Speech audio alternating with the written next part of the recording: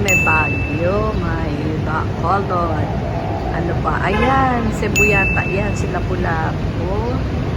Yun ay Bohol, Eagle sa Davao. Hindi pa pala tapos. Okay, yan. Ang ganda. Oh, Cebu ba yan? Cebu. Ito, yung cross. Oh, Bohol. And, yeah. From Davao. Ayan ako. Bakit from Davao?